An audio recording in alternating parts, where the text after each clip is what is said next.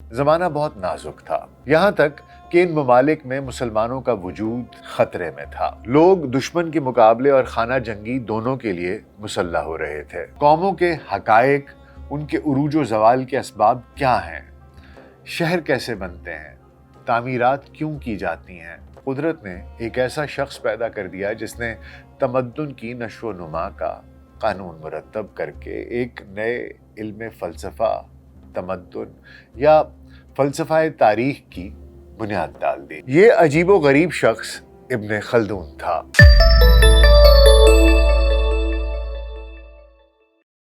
VLC pod cost میں doctor ناصر بے کے ساتھ آپ کی خدمت میں حاضر ہیں۔ السلام علیکم۔ ابن رشد کے فلسفے اور اس کی شرح ارسطو کا اثر عالم اسلام پر بہت ہی کم ہوا ہے۔ اس کی اکثر کتابوں کے عربی نسخے ضائع ہو گئے، البتہ عبرانی اور لاطینی ترجمے باقی ہیں۔ اس کا کوئی شاگرد یا پیرو نہیں تھا۔ کہیں کہیں کوئی گوشہ گمنامی میں ایک آدھ آزاد خیال شخص یا صوفی پڑا تھا جسے اب تک نظری فلسفیانہ مسائل میں سر کھپانے کا سودا تھا، لیکن عام تعلیم اور زمانے کی روش پر فلسفے کا اثر نہیں پڑنے پاتا تھا۔ یہ وہ زمانہ تھا کہ جب عیسائیوں کی فتوحات کے آگے نہ صرف مسلمانوں کا مادی تمدن بلکہ ان کا ذہنی تمدن بھی پسپا ہو رہا تھا۔ اندلس افریقہ بن گیا تھا اور وہاں بربروں کی حکومت تھی۔ زمانہ بہت نازک تھا، یہاں تک کہ ان ممالک میں مسلمانوں کا وجود خطرے میں تھا۔ لوگ دشمن کے مقابلے اور خانہ جنگی دونوں کے لیے مسلح ہو رہے تھے، اور اہل ایمان اپنے حلقے بنا کر صوفیانہ ریاضت کیا کرتے تھے۔ تاہم ان صوفیانہ حلقوں میں کم سے کم چند فلسفیانہ ضوابط ابھی باقی تھے۔ مسلمانوں کا تمدن چھوٹی چھوٹی ریاستوں میں بٹ کر زمانے کے نشیب و فراز دیکھتا ہوا منزل فنا کی طرف جا رہا تھا، لیکن قبل اس کے کہ وہ بالکل معدوم ہو جائے، قدرت نے ایک ایسا شخص پیدا کر دیا جس نے تمدن کی نشو و نما کا قانون مرتب کر کے ایک نئے علم فلسفہ، تمدن یا فلسفہ تاریخ کی بنیاد ڈال دی۔ یہ عجیب و غریب شخص ابن خلدون تھا۔ ابو زید عبد الرحمن بن محمد بن خلدون ولی الدین الطوسی الحضرمی الاشبیلی المالکی۔ ابن خلدون کو تاریخ اور عمرانیات کا بانی تصور کیا جاتا ہے۔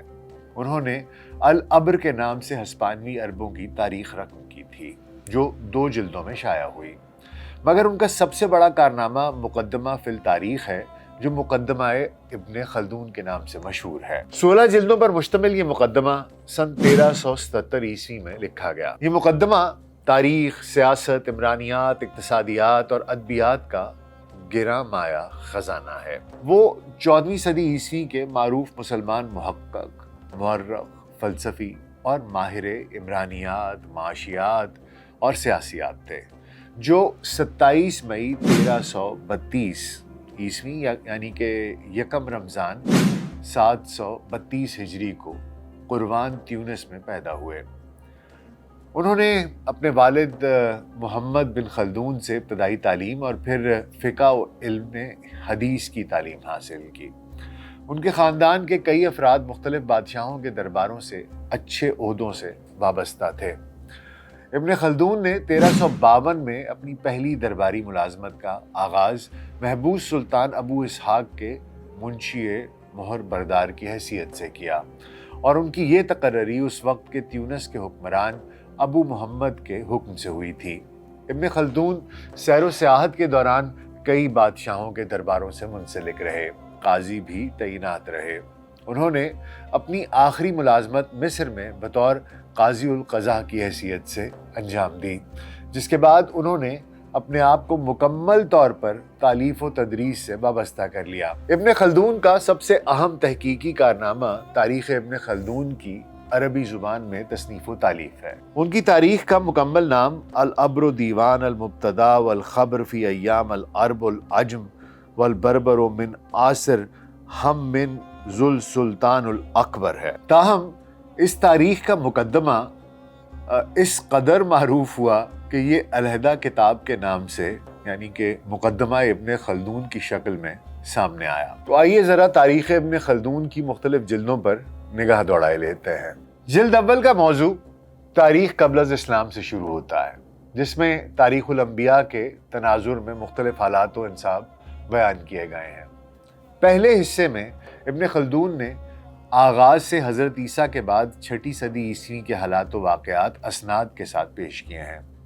دوسرے حصے میں انہوں نے حضرت عیسیٰ سے لے کر حضرت محمد صلی اللہ علیہ وآلہ وسلم کی ولادت تک 600 سال کے حالات و واقعات اور افکار و عقائد کی تفصیل بیان کی ہے۔ دوسری جلد کے پہلے حصے میں حضرت محمد صلی اللہ علیہ وآلہ وسلم اور خلفائے راشدین کے ادوار کی تفصیلات بیان کرتے ہوئے 40 ہجری تک مسلمانوں کے کارنامے، واقعات اور حالات کو پیش کیا گیا ہے، جبکہ دوسرے حصے کا موضوع خلافت معاویہ اور آل مروان ہے، جس میں 41 ہجری میں ہونے والی حضرت حسن کی صلح اور حضرت امیر معاویہ کی خلافت عامہ سے لے کر 132 ہجری تک کے مسلم دور حکمرانی کی تفصیل بیان کی گئی ہے۔ تیسری اور چوتھی جلد کا موضوع خلافت بنو عباس ہے، جس میں خلافت عباسیہ کے بانی المنصور الصفا سے لے کر مسلم سلطنت کے نئے دارالخلافہ بغداد کی تعبیر، پھر ابو مسلم خراسانی کی سرکشی، ہارون الرشید کے بیٹوں امین الرشید اور مامون الرشید کی کشمکش سے ہوتے ہوئے مکتفی باللہ تک کے ادوار کے حالات و واقعات کی تفصیلات پیش کی گئی ہیں۔ پانچویں جلد کا موضوع امیران اندلس اور خلفائے مصر ہے، جس میں عبد الرحمن الداخل سے لے کر اندلس کے زوال کی تفصیل، مشرقی خلافت کے اندر فرقہ وارانہ معاملات کا احوال، ترکوں کی یلغار اور فاطمیوں کے عروج و زوال کی تاریخ بیان کی گئی ہے۔ چھٹی جلد میں غزنوی اور غوری سلاطین کو موضوع بنایا گیا ہے، جس میں سلطان محمود غزنوی اور سلطان شہاب الدین غوری کی فتوحات کا احوال و منظرنامہ پیش کیا گیا ہے۔ ساتویں جلد کا موضوع سلجوقی و خوارزم شاہی سلاطین اور فتنہ تاتار ہے، جس میں سلجوقی اور خوارزم شاہی خاندانوں کے حالات، خانہ جنگی، عیسائیوں کے ساتھ مقابلہ، ترکوں کی یورش، چنگیز خان کا خروج، تاتاریوں کا فتنہ اور سلطنت اسلامیہ کی بربادی کا عبرتناک احوال پیش کیا گیا ہے۔ آٹھویں جلد میں خاندان زندگی و ایوبی سلاطین اور تاتاریوں کے زوال کے حالات و واقعات بیان کیے گئے ہیں۔ نویں جلد کا موضوع سلاطین ممالک بحریہ کی مفصل تاریخ یعنی 648 ہجری سے 778 ہجری ہے، جس میں ممالک بحریہ کی مصر و شام پر متحدہ سلطنت کا احوال، مصر میں اسلامی خلافت کا دوبارہ قیام، تاتاریوں کی شکست، صلیبی جنگوں کا خاتمہ اور سقوط بغداد کے بعد دوبارہ مسلمانوں کا عروج جیسے حالات و واقعات کی تفصیل پیش کی گئی ہے۔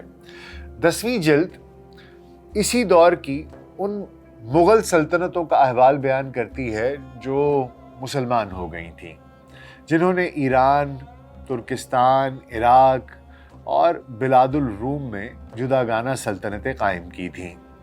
11ویں جلد میں 350 ہجری سے لے کر 800 ہجری تک دنیائے عرب میں پائے جانے والے مختلف قبائل اور ان کی حکومتوں کو موضوع بنایا گیا ہے، جس میں شمالی افریقہ کے بربر قبائل اور ان کے حکمرانوں کے حالات بیان کیے گئے ہیں۔ 12ویں اور آخری جلد میں ابن خلدون نے اہل عرب کے ایسے قبائل کے سربراہوں اور ان کی حکومتوں کے حالات بیان کیے ہیں جنہیں دیگر مورخین نے اپنی کتب میں بہت کم جگہ دی ہے۔ ابن خلدون نے اپنی تاریخ کا نہایت جامع اور مبسوط مقدمہ 1377 میں تحریر کیا۔ اس مقدمے نے اس قدر مقبولیت حاصل کی کہ یہ خود باضابطہ ایک کتاب کی شکل اختیار کر گیا۔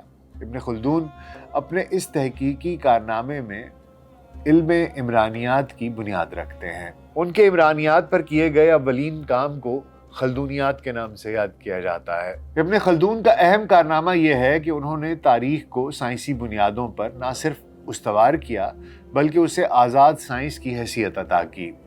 تاریخ بطور سائنس ماضی کے واقعات کو نہ صرف محفوظ کرتی ہے بلکہ سچ اور جھوٹ کو جانچنے کے لیے اصول بھی فراہم کرتی ہے۔ انہوں نے مقدمے میں عمرانیات، معاشیات، سیاسیات، فلسفہ، تاریخ، تعلیم و تدریس، جغرافیہ، سائنس اور آبادی سے متعلق مباحث پر مدلل انداز سے گفتگو کی ہے۔ وہ انسانی سماج کا مختلف ادوار میں اس انداز سے مطالعہ اور تجزیہ کرتے ہیں کہ قبائل اور خانہ بدوش زندگی سے ہوتے ہوئے متمدن سماج کا احاطہ کرتے ہیں۔ وہ مختلف اقوام کے عروج و زوال کا اس طرح نقشہ کھینچتے ہیں کہ ان کی ترقی اور تنزلی کے اسباب نمایاں ہو جاتے ہیں۔ مقدمے میں ابن خلدون نے معاشرتی رویوں، عادات، قبائل سے لے کر حکومتوں تک، اقتدار کی غلطیوں، خاتمہ اور محکوم اقوام کے رویوں، مذہب اور مذاہب میں شامل غیر فطری احکامات و واقعات، ان تمام سمیت ہر سطح پر فلسفیانہ اور حکیمانہ نشاندہی کی ہے۔ کون کون سی غلطیاں ہیں جو مورخین نے کی ہیں اور کرتے ہیں، نہ صرف ان کی نشاندہی کی ہے بلکہ حقائق کی پردہ پوشی کے نقصانات کی نشاندہی بھی کی ہے۔ انہوں نے بتایا ہے کہ بادشاہوں اور صاحبان اقتدار کی چاپلوسی کر کے فوائد حاصل کر کے تاریخ کا رخ کیسے بدلا گیا۔ معاشرتی رویوں، کلچر، سوسائٹی، حکومت، قوم، اقتدار، معاشیت، علمیت، قوم پرستی، قوم کے ایسے درد، قبیلہ، خاندان اور انسانوں پر گزرنے والے تمام ادوار اور رویوں کی نشاندہی کی ہے۔ مقدمے میں ابن خلدون نے بتایا ہے کہ کس طرح قومیں نچلی سطح سے نکل کر حکومتیں بناتی ہیں، علوم کیسے پیدا ہوتے ہیں، معاشرت اور ایجادات کیسے ہوتی ہیں، قوموں کے حقائق، ان کے عروج و زوال کے اسباب کیا ہیں، شہر کیسے بنتے ہیں، تعمیرات کیوں کی جاتی ہیں، زبانیں کیسے بنتی ہیں۔ یہ مقدمہ گو کہ ابن خلدون نے عرب، اسپین اور یورپ اور اپنے حالات کو سامنے رکھ کر لکھا، مگر وہ اپنے مقدمے میں آئندہ کے لیے بھی بے مثل اشارات کر گئے۔ مذہبی پس منظر کے لوگوں میں نقل زیادہ اہمیت رکھتی ہے۔ ابن خلدون نے یہ ذوق پیدا کیا کہ کرنا کیا چاہیے، مقابل سسٹم کیا ہے اور آپ اسے کس طرح درست کر پائیں گے۔ تاریخ کی تجزیہ نگاری ایک غیر معمولی کام ہے۔ زیادہ تر مورخین نقل کرتے ہیں، مگر ابن خلدون نے علوم کے سورسز بیان کیے، قرآن و حدیث اور سنت کے علوم پر بات کی، فقہ پر بات کی، کلٹ سائنسز اور جادو کی حقیقت اور سورس بتایا۔ مقدمہ ابن خلدون اصل میں سوشل سائنسز کی ایک دنیا ہے جس نے ڈیموگرافی، جیوگرافی، ان کی مختلف جہتوں کی نشاندہی کی، سیاست، معاشرت، سماجیات، انسانی رویوں پر بات کی گئی ہے۔ اس نے بتایا ہے کہ طب نبوی کیا ہے، کس طرح گمان پیدا ہوتا ہے اور کیوں ہوتا ہے۔ ابن خلدون کو father of the social sciences بھی کہا جاتا ہے۔ مقدمہ ابن خلدون نے مشرق سے زیادہ مغرب میں مقبولیت پائی، ترجمے کئی زبانوں میں کیے گئے اور آج بھی مقدمہ ابن خلدون اقوام عالم کے لیے مشعل راہ ہے۔ معروف مفکر آگسٹ میولر کے نزدیک اندلس، مغربی افریقہ اور صقلیہ کی 11ویں سے لے کر 15ویں صدی تک کی تاریخ ابن خلدون کے نظریے کی تائید کرتی ہے۔ اس میں شک نہیں کہ خود ابن خلدون کی تاریخ محض ایک تالیف ہے۔ تفصیلات کے لحاظ سے دیکھیے تو اسے اکثر روایات اور واقعات کو اپنے نظریے کے مطابق ثابت کرنے میں ناکامیابی ہوتی ہے، لیکن اس کے مقدمے میں اکثر گہرے نفسیاتی اور سیاسی مشاہدات ملتے ہیں اور مجموعی حیثیت سے یہ ایک بڑے مارکے کی تصنیف ہے۔ خود شاعر مشرق علامہ ڈاکٹر محمد اقبال نے ہدایت کی تھی کہ ابن خلدون کی تاریخ نہیں، مقدمہ پڑھو۔ قدماء یعنی یونانیوں، رومیوں وغیرہ نے تاریخ کے مسئلے پر گہری نظر سے غور نہیں کیا ہے، گو انہوں نے ایسی تاریخیں چھوڑی ہیں جو آرٹ کے بہترین نمونے کہلانے کے مستحق ہیں، لیکن تاریخ کو انہوں نے فلسفے کی بنیاد پر قائم نہیں کیا ہے۔ اس امر کی توجیہ کو نوع انسانی نے، جو قدیم الایام سے موجود ہے مگر اس نے اعلیٰ تمدن کا درجہ تھوڑے دنوں سے حاصل کیا ہے۔ حوادث کائنات، طوفانوں اور زلزلوں وغیرہ نے بہت عرصے تک انسانی تہذیب کو ابھرنے نہ دیا۔ بخلاف اس کے مسیحی فلسفے نے تاریخ اور اس کے تغیرات کو زمین پر آسمانی سلطنت کا ظہور یا اس ظہور کا دیباچہ قرار دیا تھا۔ ابن خلدون پہلا شخص تھا جس نے جان بوجھ کر اور محکم دلائل کے ساتھ انسانی فطرت کی نشو و نما کو قدرتی اسباب سے سمجھنے کی کوشش کی اور ملکوں کے حالات مثلاً نسل، آب و ہوا، پیداوار، اشیاء وغیرہ وغیرہ کا جو اثر انسان کے نفس کی محسوس معقول ساخت پر پڑتا ہے اس کو واضح کر دیا۔ تہذیب کی دوری گردش اس کے نزدیک فطری اصولوں پر مبنی ہے۔ جہاں تک ممکن ہے وہ ہر جگہ مکمل فطری اسباب کی جستجو کرتا ہے۔ وہ اپنے مقدمے میں اس عقیدے کا بھی اظہار کرتا ہے کہ علت و معلول کا سلسلہ ایک علت العلل پر آ کر ختم ہو جاتا ہے۔ یہ سلسلہ ابد الآباد تک نہیں جا سکتا، اس لیے ہم خدا کے وجود پر حکم لگاتے ہیں، لیکن یہ حکم اس کے نزدیک حقیقت میں یہ معنی رکھتا ہے کہ ہم تمام اشیاء کے اسباب اور وہ اصول جس کے مطابق نتائج پیدا ہوتے ہیں معلوم کرنے کی قابلیت نہیں رکھتے۔ گویا دراصل یہ ہماری جہالت کا اعتراف ہے، اور یوں تو وہ جہالت جس کا شعور ہو اپنی ذات میں بذات خود ایک علم کا درجہ رکھتی ہے، لیکن جہاں تک ممکن ہو ہم کو حقیقی علم کی جستجو کرنا چاہیے۔ ابن خلدون اپنے نئے علم کی داغ بیل ڈالنے کے بعد صرف خاص مسائل کی طرف اشارہ کرتا ہے۔ وہ خود اس علم کے عام موضوع اور منہاج کے ذکر پر اکتفا کرتا ہے، لیکن اسے امید ہے کہ اس کے بعد اور لوگ پیدا ہوں گے جو عقل سلیم اور یقینی علم کے ساتھ اس کی تحقیقات کو جاری رکھیں گے اور نئے مسائل کی تحقیق کی طرف متوجہ ہوں گے۔ فلسفیوں کو یہ زوم ہوتا ہے کہ وہ سب کچھ جانتے ہیں، لیکن ابن خلدون کے خیال میں کائنات اتنی بڑی ہے کہ ہمارا ذہن اس کا حصار نہیں کر سکتا۔ وہ کہتا ہے کہ انسان کے علم میں جتنی ہستیاں اور اشیاء آ سکتی ہیں دنیا میں اس سے کہیں زیادہ موجود ہیں۔ منطقی استخراجات اکثر منفرد شے کی اس حالت سے مشابہت نہیں رکھتے جو تجربے میں آتے ہیں۔ اس کا علم صرف مشاہدے سے حاصل ہو سکتا ہے۔ یہ خیال عام ہے کہ محض منطقی اصول کے ذریعے سے انسان حقیقت کا ادراک کر سکتا ہے۔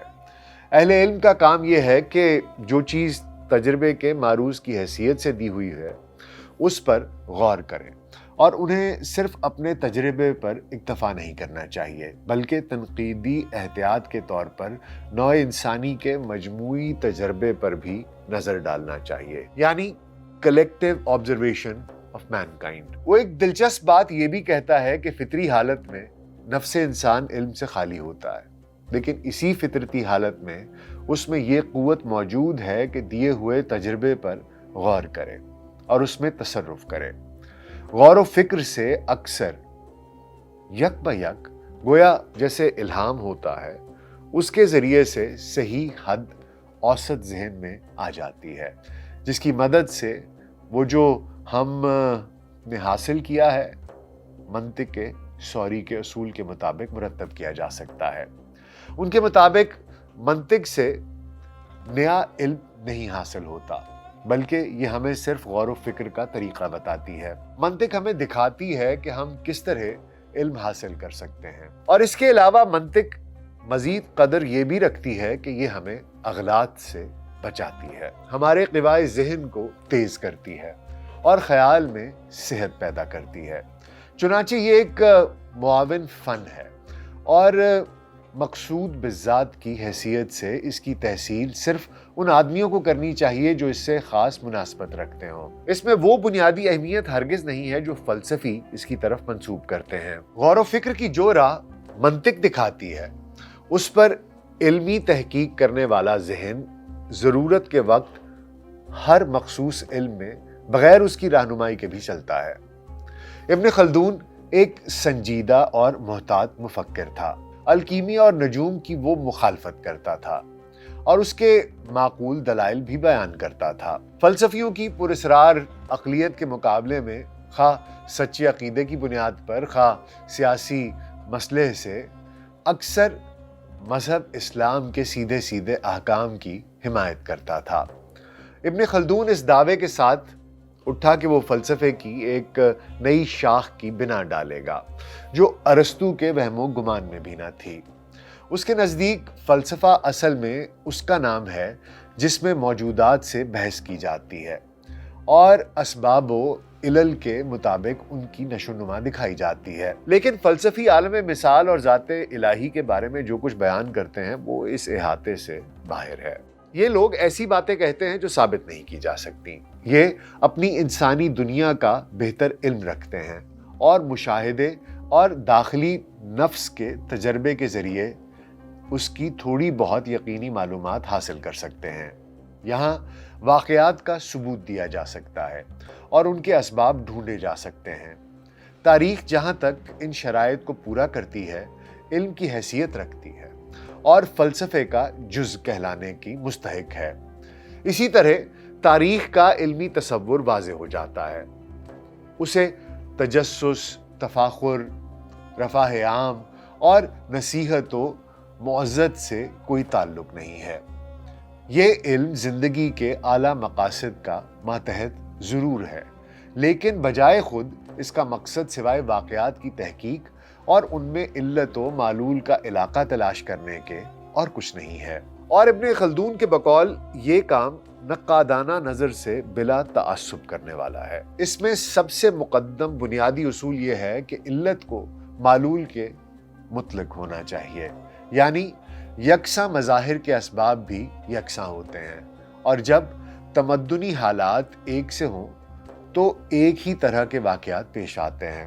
اس کے نزدیک فرد اور جماعت کی فطرت میں ارتداد زمانہ سے کوئی تغیر نہیں ہوتا، یا ہوتا بھی ہے تو بہت خفیف سا۔ اس لیے زمانہ حال کا تازہ اور مکمل علم و واقعات ماضی کی تحقیق کا بہترین ذریعہ ہے۔ جو عہد ہم سے قریب ہے اور جس کو ہم خوب جانتے ہیں، اس پر ہم ماضی کے غیر معروف واقعات کا قیاس کرتے ہیں، بلکہ اس کی مدد سے ایک حد تک آنے والے زمانے کا بھی اندازہ کر سکتے ہیں۔ تاریخی واقعات کی جانچ اپنے زمانے کی کسوٹی پر کرنی چاہیے۔ تو پھر فلسفہ تاریخ کا موضوع کیا ہے؟ ابن خلدون جواب دیتا ہے کہ یہ موضوع معاشرتی زندگی ہے، یا دوسرے الفاظ میں جماعت یا معاشرے کا مجموعی مادی اور ذہنی تمدن۔ تاریخ کو یہ بتانا چاہیے کہ لوگ کیسے محنت کرتے ہیں، کیسے روزی روٹی کماتے ہیں، وہ کیوں آپس میں لڑتے ہیں اور الگ الگ سرداروں کے ماتحت بڑی بڑی جماعتوں میں مربوط ہو جاتے ہیں، اور پھر انہیں کیوں کر حضری زندگی میں اتنی فرصت ملتی ہے کہ اعلیٰ علوم و فنون کی طرف توجہ کریں۔ کس طرح بدویانہ زندگی رفتہ رفتہ ایک شائستہ تمدن بن جاتی ہے، اور پھر کس طرح یہ تمدن دوبارہ معدوم ہو جاتا ہے۔ ایک عروج و زوال و عروج ایک داستان ہے۔ ابن خلدون کے بقول اجتماعی زندگی یکے بعد دیگرے تین صورتیں اختیار کرتی ہیں: خانہ بدوشی، قبائل کی زندگی اور شہری زندگی۔ معاشرتی زندگی میں سے مقدم یہ مسئلہ ہے کہ خورد و نوش کا سامان کس طرح مہیا کیا جائے۔ معاشرے اور قومیں اپنے طرز معیشت کے لحاظ سے مختلف ہوتی ہیں۔ مثلاً خانہ بدوش اقوام حضری زندگی بسر کرنے والے چرواہے، کاشتکار، ضروریات سے مجبور ہو کر لوگ لڑتے بھیڑتے اور لوٹ ماٹ کرتے ہیں، اور آخر انہیں ایک سردار کی اطاعت قبول کرنا پڑتی ہے۔ اس طرح قبیلے کی نشو و نما ہوتی ہے، اور قبیلہ اپنے قیام کے لیے ایک بستی بساتا ہے، جہاں تقسیم محنت اور معاون سے اسے مرفع الحال حاصل ہوتی ہے، لیکن اس کا انجام خلاف فطرت آرام طلبی اور عیش پرستی ہے۔ ابتدا میں یہ مرفع الحالی افراد کی ذاتی محنت سے حاصل ہوتی تھی، لیکن تمدن کے اعلیٰ مدارج میں کچھ لوگ دوسروں سے اپنے لیے محنت کراتے ہیں، اکثر بجائے تعاون کے ایک طرف یعنی غریبوں کی جانب سے غلامی اور اطاعت، اور دوسری طرف سے یعنی امیروں کی جانب سے سخت گیری اور دباؤ سے بھی معاشرے کی مجموعی خوشحالی حاصل ہوتی ہے۔ لیکن اس طرح بعض انسان دوسروں کے پابند ہو جاتے ہیں، ضروریات ہمیشہ بڑھتی جاتی ہیں اور محصول کی مقدار زیادہ ہوتی جاتی ہے۔ صرف امیر اور محصول ادا کرنے والے اپنی خلاف فطرت زندگی کے سبب امراض اور مصائب کا شکار ہو جاتے ہیں۔ سپاہیانہ زندگی کی جگہ طرز معاشرت کا دور دورہ ہوتا ہے، اس لیے لوگوں میں مدافعت کی قوت باقی نہیں رہتی۔ عصبیت یا مذہب کا رشتہ جس کے ذریعے سے باہمی احتیاط اور فرما روا کی مرضی لوگوں کو مربوط رکھتی تھی، اب کمزور ہو جاتی ہے اور شہر کے لوگوں میں مذہب کی پابندی باقی نہیں رہتی۔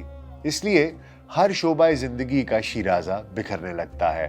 اس وقت کوئی تازہ دم خانہ بدوش صحرائی نسل یا کوئی اور قوم جس میں تمدن حد سے آگے نہیں بڑھ گیا ہے اور عصبیت موجود ہے، اٹھتی ہے اور شہر پر ٹوٹ پڑتی ہے۔ اس طرح سے ایک نئی ریاست قائم ہوتی ہے جو پرانے تمدن کی مادی اور ذہنی دولت کو اپنے قبضہ تصرف میں لے آتی ہے۔ پھر وہی اگلا سا قصہ ہوتا ہے، ریاستوں اور بڑی سماجوں کی وہی حالت ہے جو منفرد خاندانوں کی ہے۔ ان کی تاریخ 3 سے لے کر 6 نسلوں تک کے زمانے حیات میں ختم ہو جاتی ہے۔ سہل نسل خاندانی عظمت کی بنیاد کو استوار کرتی ہے، دوسری اور کبھی تیسری، چوتھی یا 5ویں نسل برقرار رکھتی ہے، آخری اسے مسمار کر دیتی ہے۔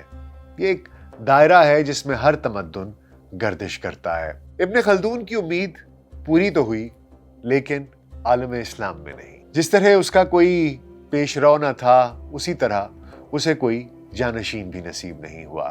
تاہم اس کی تصانیف کا اثر مشرق کی عملی سیاست پر ایک عرصے تک پڑتا رہا۔ 15ویں صدی کے بعد جو مسلم مدبر یورپ کے بادشاہوں اور حکمت عملی کے ماہروں کو زج کر دیا کرتے تھے، ان میں سے اکثر ہمارے فلسفی ابن خلدون کے خوشچی تھے۔ 700 سال قبل لکھی گئی ابن خلدون کی تحریر پر گویا مستقبل کا منظرنامہ ہے۔ ابن خلدون نے اپنے مقدمے میں کہا ہے کہ مغلوب قوم کو ہمیشہ اپنی فاتح قوم کی تقلید کا شوق ہوتا ہے۔ فاتح کی وردی اور وردی پر سچے تمغے، طلائی بٹن اور بٹنوں پر کندہ طاقت کی علامات، اعزازی نشانات، اس کی نشست و برخاست کے طور طریقے، اس کے تمام حالات، رسم و رواج اس کے ماضی کو حال کے ساتھ جوڑ لیتے ہیں، حتیٰ کہ وہ حملہ آور فاتح کی چال ڈھال کی بھی پیروی کرنے لگتے ہیں۔ اور اس کی وجہ یہ ہے کہ لوگ جس طاقتور سے شکست کھاتے ہیں اس کی کمال مہارت پر آنکھیں بند کر کے یقین رکھتے ہیں۔ اس نے لکھا ہے کہ محکوم اخلاقی اقدار سے دستبردار ہو جاتا ہے۔ ظلمت کا دورانیہ جتنا طویل ہوتا ہے، ذہنی و جسمانی طور پر محکوم سماج کا انسان اتنا ہی جانوروں سے بھی زیادہ بدتر ہو جاتا ہے۔ ایک وقت آتا ہے کہ محکوم صرف روٹی کے لیے اور جنسی جبلت کے لیے زندہ رہتا ہے۔ اپنے مقدمے میں وہ لکھتا ہے کہ جب ریاستیں ناکام اور قومیں زوال پذیر ہوتی ہیں تو ان میں نجومی، بھکاری، منافق، ڈھونگ رچانے والے، چغل خور، کھجور کی گٹلیوں کے قاری، درہم و دینار کے عوض فتویٰ فروش فقیہ، جھوٹے راوی، ناگوار آواز والے متکبر گلوکار، ڈھول بجانے والے، خود ساختہ حق سچ کے دعوے دار، ذائچے بنانے والے، خوشامدی، طنز اور ہجوم کرنے والے، موقع پرست سیاست دانوں اور افواہیں پھیلانے والے مسافروں کی بہتات ہو جاتی ہے۔ یعنی ہر روز جھوٹے روپ کے نقاب آشکار ہوتے ہیں، مگر یقین کوئی نہیں کرتا۔ جس میں جو وصف سرے سے نہیں ہوتا وہ اس فن کا ماہر مانا جاتا ہے۔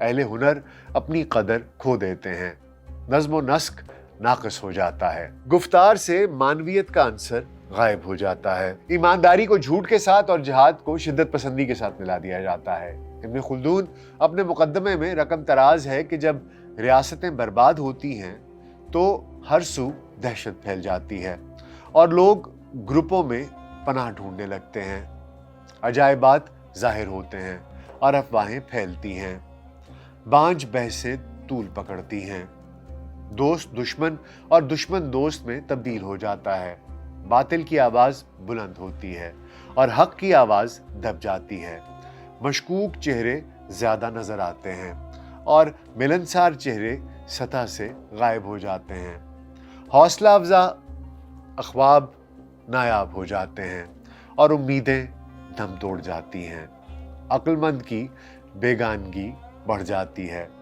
لوگوں کی ذاتی شناخت ختم ہو جاتی ہے اور جماعت، گروہ یا فرقہ ان کی پہچان بن جاتے ہیں۔